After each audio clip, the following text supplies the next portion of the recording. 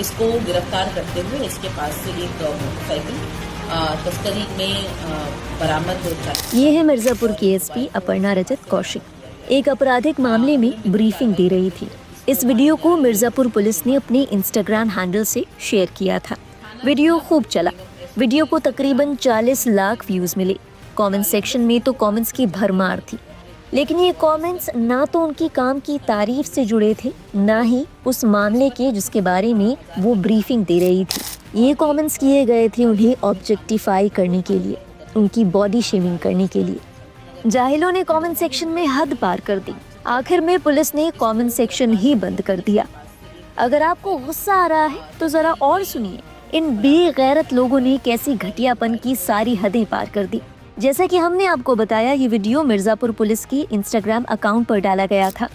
इस पोस्ट पर comments disable करने के बाद अब ये लोग दूसरे कमेंट्स पर आकर इस पोस्ट के कमेंट्स इनेबल करने यानी दोबारा कमेंट सेक्शन शुरू करने की सुविधा मांग रहे हैं।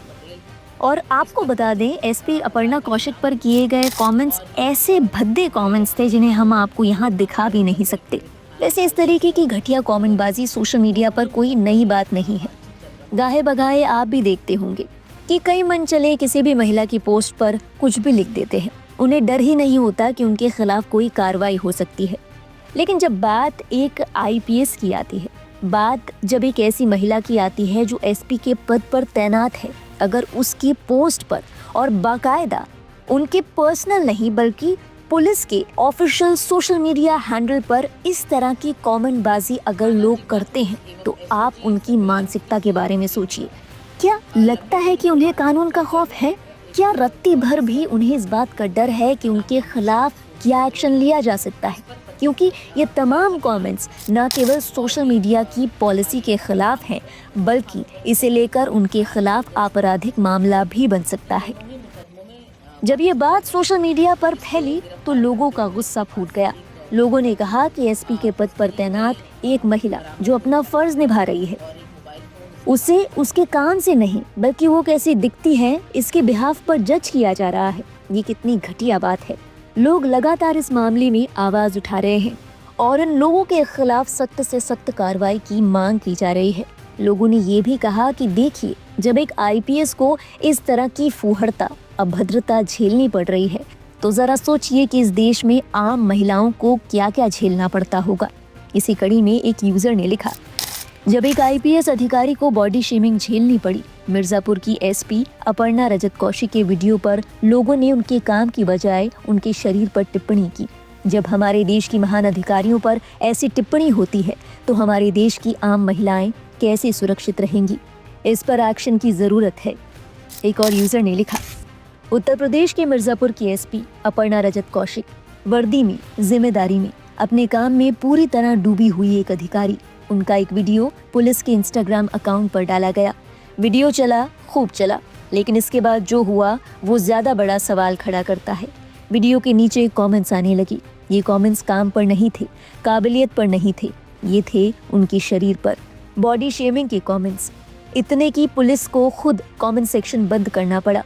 दिलचस्प बात है कि ये वही लोग हैं जो कमेंट्स में मर्यादा भूल गए थे, अब दूसरी पोस्ट पर जाकर मांग कर रहे हैं कि कमेंट सेक्शन चालू करो। मतलब पहले गंदगी फैलाओ, फिर बोलो कि दरवाजा खोलो।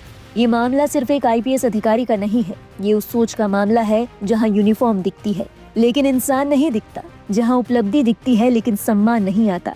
सवाल सीधा है, क्या हम इतने गैर जिम्मेदार हो चुके हैं कि एक अधिकारी को भी उसकी बॉडी के आधार पर जज करेंगे? और उससे भी बड़ा सवाल, अगर वर्दी में खड़ी एक महिला सुरक्षित नहीं है तो बाकी लोग किस भरोसे जिएं?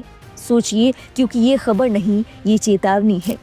एक और यूजर ने कहा, अपर्णा कौशिक 2015 बैच की आईपीएस अधिकारी हैं जो अपनी सख्ती और अपराधियों पर जीरो टॉलरेंस के लिए जानी जाती हैं। ये घटना दिखाती है कि सोशल मीडिया पर महिलाओं, खास तौर पर पद पर आसीन महिलाओं के खिलाफ कितनी घटिया और असभ्य भाषा इस्तेमाल होती है, भले ही वो कितनी भी योग्य और सशक्त क्यों न हो। एक और यूजर ने लिखा, ऐसे ऑफिसर की रिस्पेक्ट करनी चाहिए। सड़े हुए समाज में सड़े हुए लोग महिला को उसकी योग्यता से नहीं, बॉडी शेमिंग करके उसका अपमान कर रहे हैं। ऐसे लोगों पर सख्त कार्रवाई होनी चाहिए। आपको बता दें, अपर्णा कौशिक रामपुर की मूल निवासी है। उनका जन्म 7 मार्च 1991 को हुआ था। अपर्णा कौशिक शुरुआत से ही पढ़ाई में होशियार थी। साल 2006 में हाई स्कूल में वो राज्य टॉपर रही। इसके बाद उन्होंने बायोटेक्नोलॉजी में बीटेक किया। इसके बाद बिजनेस एनालिस्ट के तौर पर एक प्राइवेट कंपनी में उन्हें तकरीबन 18 लाख रुपए का पैकेज मिला। लेकिन अपर्णा कौशिक का सपना ये नहीं था, वो आईपीएस बनना चाहती थी। उन्होंने अपनी नौकरी को छोड़कर सिविल सेवा की परीक्षा देनी शुरू की। अपर्णा कौशिक ने पहले ही अटेम्प्ट में एग्जाम पास कर लिया था। बीते वर्षों में उन्होंने यूपी में कई महत्वपूर्ण पदों पर काम किया। इनमें कासगंज की पुलिस अधीक्षक, लखनऊ की पुलिस आयुक्त कार्यालय में पुलिस उपायुक्त के पद शामिल हैं। वर्तमान में वो मिर्जापुर की पुलिस अधीक्षक हैं।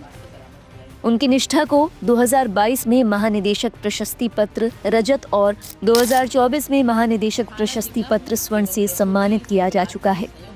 गौर करने वाली बात है कि ज्यादातर लोगों ने अश्लील नहीं, भद्दे नहीं, बल्कि डबल मीनिंग यानी द्विअर्थी कमेंट्स किए थे, शायद सीधी कानूनी कार्रवाई से बचने के लिए।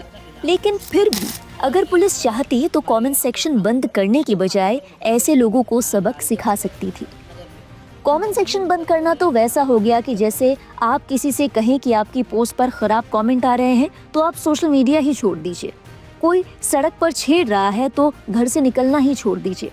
अगर अपने ही अफसर के लिए पुलिस ऐसे आंखें मूंद लेगी तो उन लड़कियों का भरोसा क्या नहीं टूटेगा जो सोशल मीडिया पर ऐसी चीजों का सामना करती हैं, जो मानती है कि पुलिस उनकी कंप्लेन पर कोई सख्त एक्शन लेगी। इस बारे में आपको क्या लगता है? क्या पुलिस ने ठीक किया? क्या पुलिस को कोई और रास्ता अपनाना चाहिए था? हमें कमेंट सेक्शन में जरूर बताएं। एक चीज और सोचने वाली है, जब कोई महिला ऐसे पद पर तैनात होती है तो ये मान के चला जा सकता है कि वो मेंटली कितनी स्ट्रांग होंगी। लेकिन ऐसा तो नहीं है कि वो सोशल मीडिया पर या फिर मीडिया में चलती खबरों से बेखबर रहती हूँ, अछूती रहती हूँ। अपर्णा कौशिक के कानों में भी ये बातें जाहिर तौर पर पड़ी ही होंगी। माना कि वो आईपीएस अधिकारी हैं, लेकिन है तो एक महिला, है तो एक इंसान। तो क्या इन घटिया कमेंट्स का उन पर कोई असर नहीं हुआ होगा?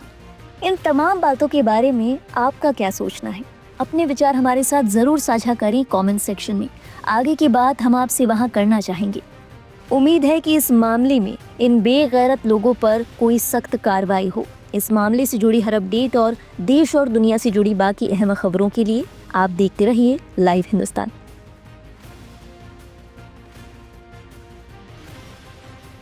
थाना जिगना पुलिस एवं एसओजी सर्विलांस की संयुक्त टीम द्वारा लंबे समय से वांछित चल रहे एक गौ तस्कर को गिरफ्तार